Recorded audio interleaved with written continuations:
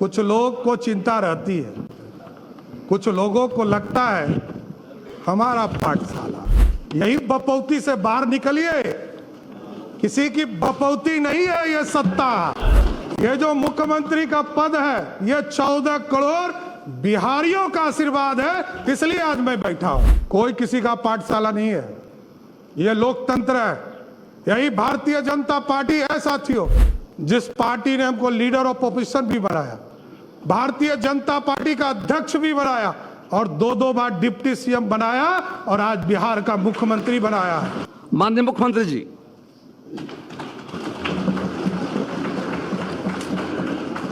अध्यक्ष महोदय, आज इस सदन के सामने मैं सबसे पहले बिहार की महान जनता और अपने नेतृत्वकर्ता देश के यशस्वी प्रधानमंत्री आदरणीय नरेंद्र मोदी जी को, बिहार के सबसे लोकप्रिय नेता और बिहार के पूर्व मुख्यमंत्री आदरणीय नीतीश कुमार जी को, भारतीय जनता पार्टी के राष्ट्रीय अध्यक्ष आदरणीय नितिन नवीन जी को, भारत सरकार के गृह मंत्री आदरणीय अमित शाह जी को और तमाम जो हमारे एनडीए के साथी जो सभी नेता हैं, सबका मैं धन्यवाद देता हूं, जिन्होंने और यहाँ पर जो माननीय सदस्य हमारे सभी हैं, सबने मुझ में विश्वास व्यक्त किया। इसके लिए मैं सबको धन्यवाद देता हूं। महोदय, आप जानते हैं कि पिछले 20 वर्षों से अधिक समय से बिहार में एनडीए की सरकार चल रही है और एनडीए की सरकार ने लगातार किसानों की चिंता की, मजदूरों की चिंता की, गरीबों की चिंता की और सबसे अधिक बिहार में सुशासन स्थापित करने का काम नीतीश कुमार जी के नेतृत्व में होता रहा। साथियों, जिस तरह सरकारी नौकरियों की बहार आई बिहार में महिलाओं के जीवन के उत्थान करने का काम किया गया। हमारी जो छोटी छोटी बहनें हैं, साइकिल योजना चलाकर उसको स्कूल तक पहुंचाने का काम किया गया। लगातार ऐतिहासिक शराबबंदी कदम भी आदरणीय तत्कालीन मुख्यमंत्री नीतीश कुमार जी ने लिया। साथियों, मैं जरूर ये आश्वस्त करना चाहता हूं सदन को भी और पूरे बिहार को, देश के प्रधानमंत्री आदरणीय नरेंद्र मोदी जी चाहते हैं देश विकसित हो और बिहार के नेता, हम लोगों के नेता नीतीश कुमार जी चाहते हैं बिहार समृद्ध हो। इस पर काम हमको करना है और जिस तरह नीतीश कुमार जी के नेतृत्व में CCC पर कोई समझौता नहीं किया गया, चाहे वो क्राइम हो, करप्शन हो और कम्युनिज्म हो, इन तीनों चीजों पर कभी समझौता नहीं किया गया। आगे भी किसी भी कीमत पर कोई समझौता ये सरकार नहीं करेगी। साहब, सही बात है, कुछ लोग को चिंता रहती है, कुछ लोगों को लगता है हमारा पाठशाला। यही बपौती से बाहर निकलिए। किसी की बपौती नहीं है ये सत्ता। ये जो मुख्यमंत्री का पद है ये 14 करोड़ बिहारियों का आशीर्वाद है, इसलिए आज मैं बैठा हूं। नीतीश कुमार जी का, नरेंद्र मोदी जी का, नितिन नवीन जी का, चिराग पासवान जी का, उपेंद्र कुशवाहा जी का, जीतन राम मांझी जी का, सबका आशीर्वाद है, तब तो यहां बैठा हूं। कौन गलतफहमी में है? कौन कहता है किसको बनाया? कहां से गलतफहमी हो गई आपको? अरे मेरी तो राजनीति उत्पत्ति हुई है, मैं बता रहा हूं इस सदन के अंदर। नीतीश कुमार जी को मुख्यमंत्री बनाना था। 94 में समता पार्टी का निर्माण हुआ। मेरे पिताजी संस्थापक सदस्यों में से एक हुए। 1995 में सदस्य बनकर आए और लालू यादव जी ने मुझको जेल में डाला। मैं ही नहीं, मेरे 22 परिवार के सदस्यों को जबरदस्ती जेल में भेजा। लोग कहते हैं लालू यादव का, इसलिए मैं ऑफिशियल बयान कर रहा हूं, इसलिए मैं कोट कर रहा हूं कि लालू यादव जी ने मिलर स्कूल के मैदान में क्षमा मांगा था कि हमसे गलती हुई, इसलिए बोल रहा हूं। और मेरे कई चीजों पर ये लोग चर्चा करते, केस, मैं तो कह ही रहा हूं इस सदन में कई बार मैंने कहा, नीतीश जी नहीं होते तो लालू जी मुख्यमंत्री होते क्या? लालू जी को भी मुख्यमंत्री नीतीश कुमार जी ने बनाया, यह आपको जानकारी होना चाहिए। यहां बैठे हैं वरिष्ठ साथी, इन लोगों से मिलिएगा, आपको पता चल जाएगा। और कोई किसी के पाठशाला से नहीं होता है। मैं तो कहा कि मेरी राजनीति में लालू यादव जी का अत्याचार नहीं होता तो मैं बिहार का मुख्यमंत्री नहीं बन पाता, नहीं तो जेल नहीं जाता, ना इस राजनीति में आता, मैं तो दूसरे रास्ते में चला जाता। इसलिए कोई गलतफहमी में मत रहिए। हमको पता है आप जो समझा रहे हैं ना, कोई किसी का पाठशाला नहीं है, यह लोकतंत्र है।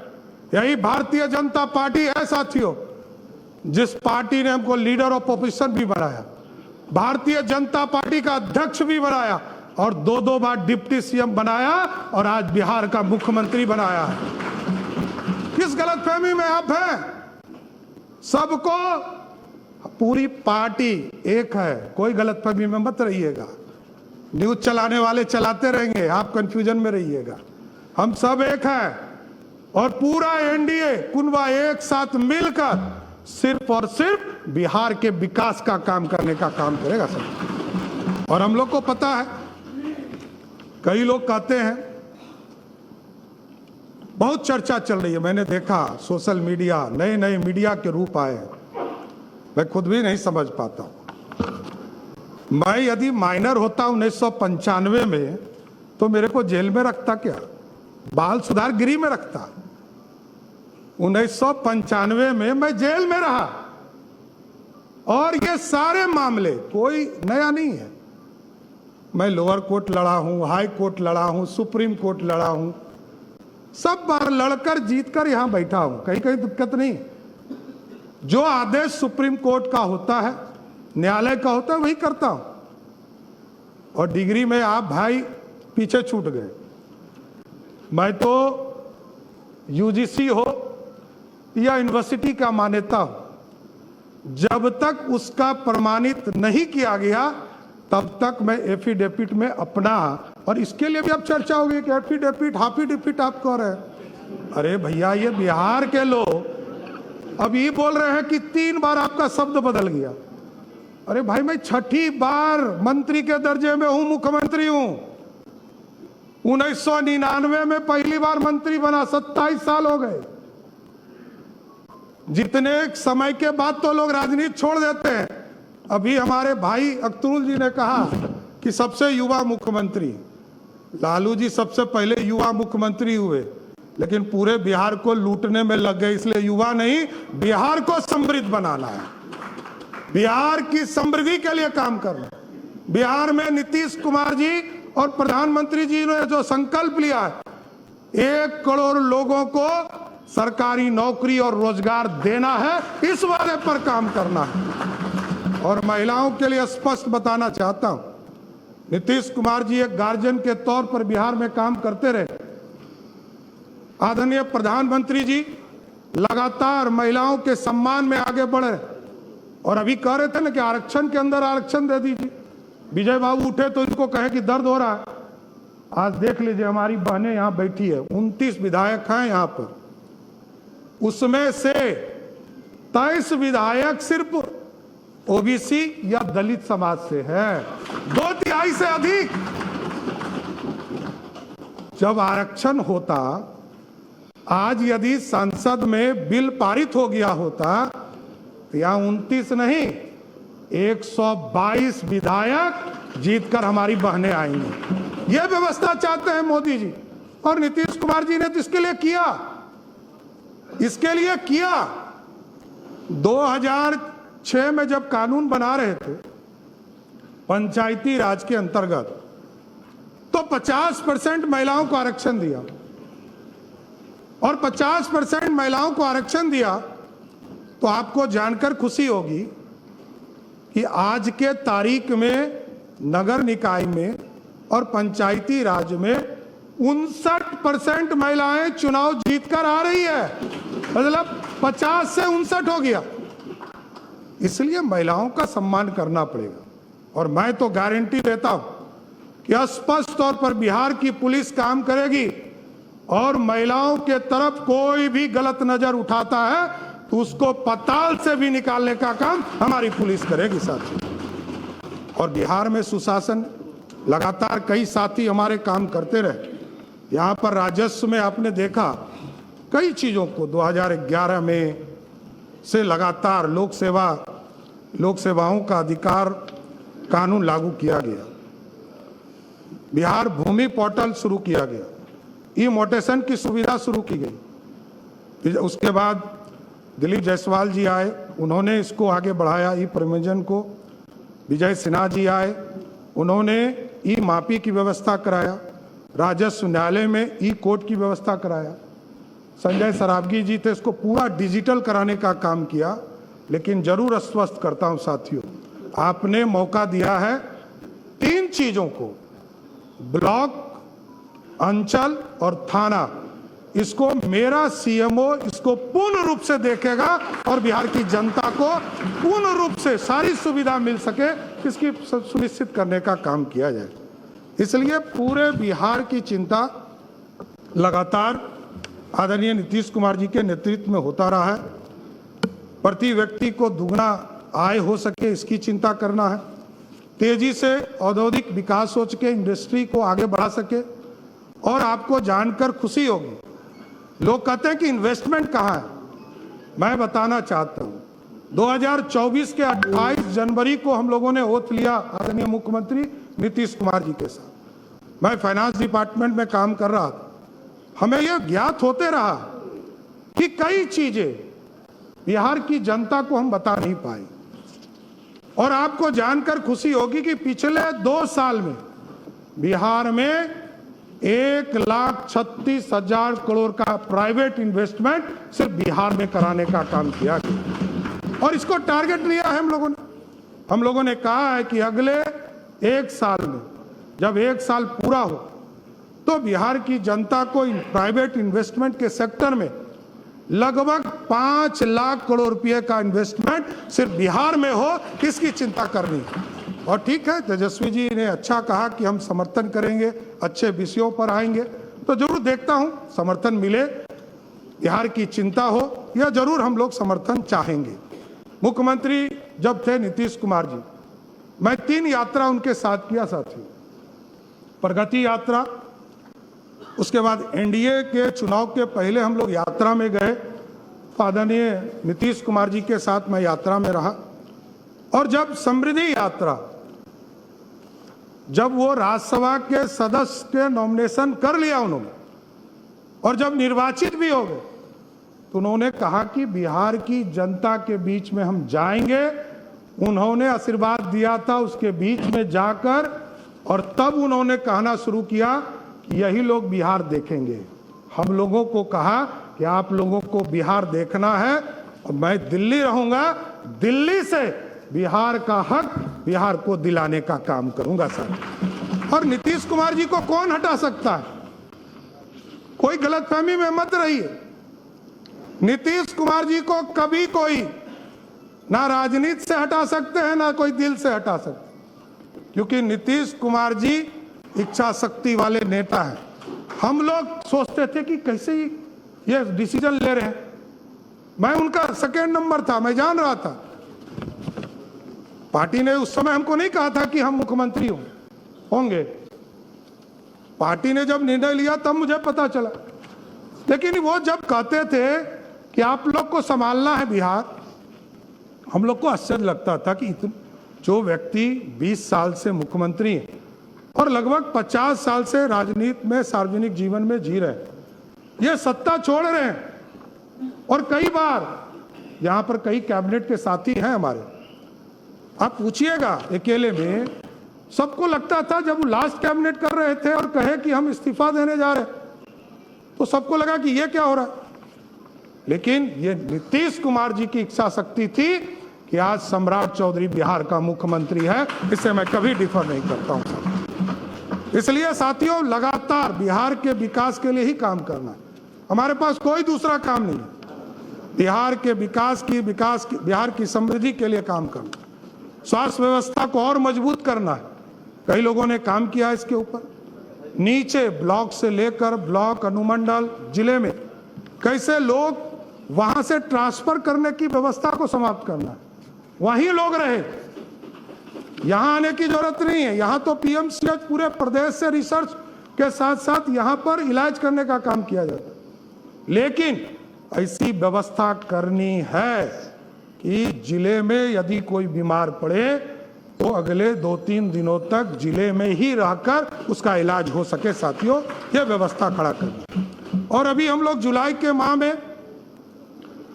सभी प्रदेशों में, सभी प्रखंडों में यह निर्णय था हम लोगों का कि हम लोग जब चुनाव में जा रहे थे, एनडीए के घोषणा पत्र में हम लोगों ने तय किया था कि उस शिक्षा को बढ़ाने के लिए हम लोग सभी प्रखंडों में एक एक डिग्री कॉलेज खोलेंगे। जो 208 डिग्री कॉलेज बिहार सरकार ने तय कर दिया है और 1 जुलाई के बाद किसी दिन भी उसको चालू करने का काम बिहार की सरकार करेगी। किसानों के आय के लिए लगातार कृषि रोड मैप 1, 2, 3 लगातार इसकी बैठकें चलती रही। और आज मैं बताते हुए खुशी हो रहा है कि जिस बिहार में लोग पानी से डरते थे, लोग कोसी से डरते थे, अभी बीच के कालखंड में जब दिल्ली में सांसदों के लिए नया भवन बन रहा था तो मैंने एक नाम प्रस्ताव किया, कोसी। तो लोगों ने गूगल पे सर्च किया तो कहा कि ये तो अभिशाप है। हमने कहा कि अब अभिशाप नहीं है। इसलिए नहीं है कि जिस बिहार, उत्तर बिहार में बिहार के लिए कृषि योग्य जमीन 10 लाख हेक्टेयर जमीन था, आज उसी कोसी और कई नदियों को, इसके पानी को कंट्रोल करके आज लगभग 22 लाख हेक्टेयर जमीन कृषि योग्य हो गया, जो दुगना है। इसलिए अब कोसी अभिशाप नहीं है, कोसी को वरदान बनाना है और कोसी वरदान बन रहा है धीरे। और 2024 में आपने देखा कि अभी तक का सबसे अधिक पानी कोसी में नेपाल के तराई से आया और अब कोसी अभिशाप नहीं है, कोसी को वरदान बनाना है और कोसी वरदान बन रहा है धीरे। और 2024 में आपने देखा कि अभी तक का सबसे अधिक पानी कोसी में नेपाल के तराई से आया और पूरी तरह बिहार में मात्र 156 गांव में जो रिवर साइड थे उसमें सिर्फ पानी आया। 6.5 लाख क्यूसेक पानी छोड़े गए, 6,48,000 क्यूसेक पानी छोड़े गए, जबकि उसकी कैपेसिटी ही उस बांध की 6,52,000 क्यूसेक पानी था। इसके बावजूद पूरा नॉर्थ बिहार बचा और बिहार ने देखा है 2008-9 में किस तरह पूरा कोसी समाप्त हो गया था, चाहे वो पूर्णिया का इलाका हो, उसमें पानी बाढ़ की स्थिति हो गई। इसलिए ये संरचना बदल रही, लेकिन और इसको अच्छा करना है क्योंकि वाटरवेज सबसे सस्ता है। 1 रुपया 30 पैसे के रेट से सबसे सस्ता वाटरवेज के माध्यम से ट्रांसपोर्टेशन है। रोडवेज उससे महंगा है, रेलवेज उससे महंगा है, उससे महंगा रोडवेज है और फिर एयर ट्रैफिक है। तो कई चीजें हैं जिसको करना है।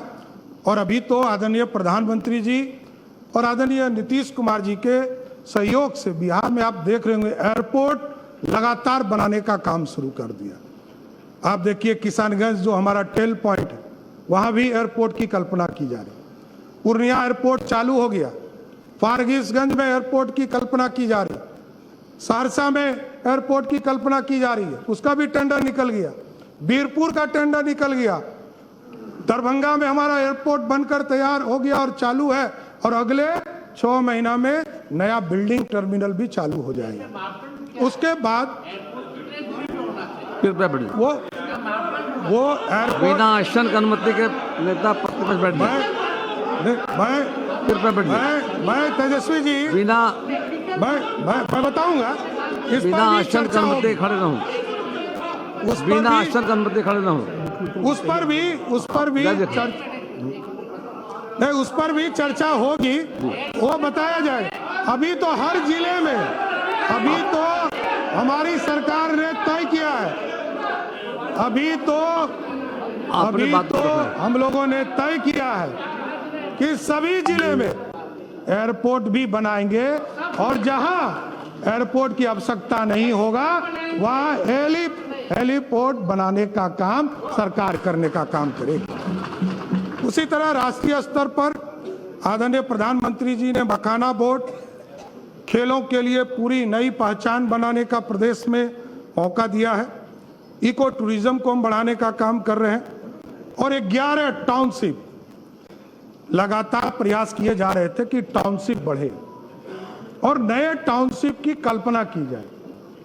इस बार पिछले कैबिनेट में मैं सभी साथी को धन्यवाद देता हूं और बिहार की जनता को धन्यवाद देता कि ये 11 टाउनशिप हम बनाने जा रहे हैं और सब ऐतिहासिक तौर पर जो हमारी विरासत है उसके नाम पर बनाया जा रहा है। पटना में पाटलिपुत्रा लगभग 60,000 एकड़ जमीन में उसको बनाने का काम किया जाएगा और जिसका नाम पाटलिपुत्रा होगा साथियों। गया जी में जो टाउनशिप बनाया जाएगा उसका नाम मगध के नाम पर रखा गया क्योंकि इस देश का पहचान भी मगध के तौर पर।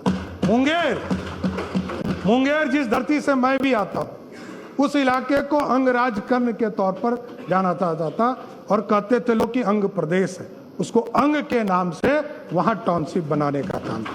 भागलपुर जहां ऐतिहासिक धरती है, जहां विक्रमशिला यूनिवर्सिटी होता था, वहां उसको विक्रमशिला के नाम से जाना जाएगा। पूर्णिया में माता पूरन देवी के नाम से पूर्णिया को ही नए टाउनशिप में बनाया जाएगा।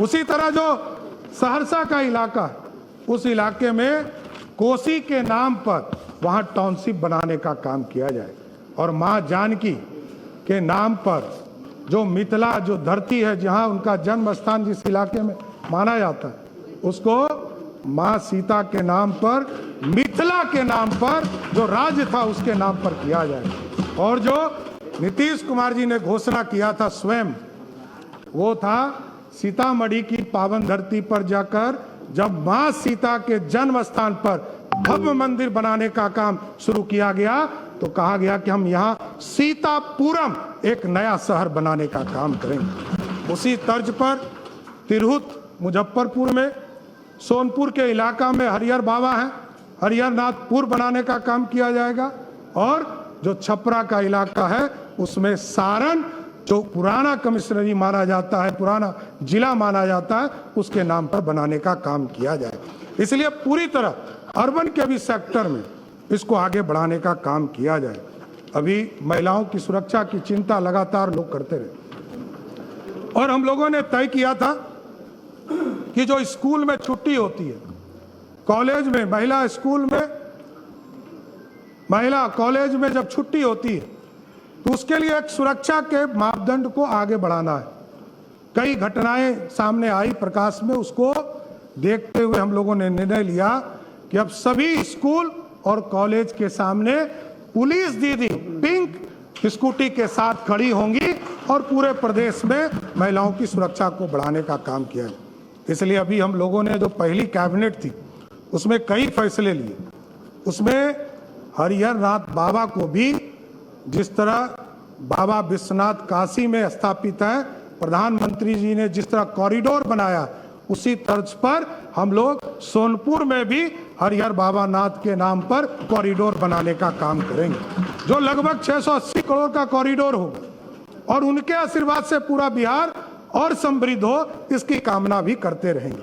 कई चीजों की लगातार माननीय विधायकों के द्वारा चिंता रहती थी कि जो रोड एक्सीडेंट होते थे उसको इंश्योरेंस सेक्टर में जाना पड़ता था।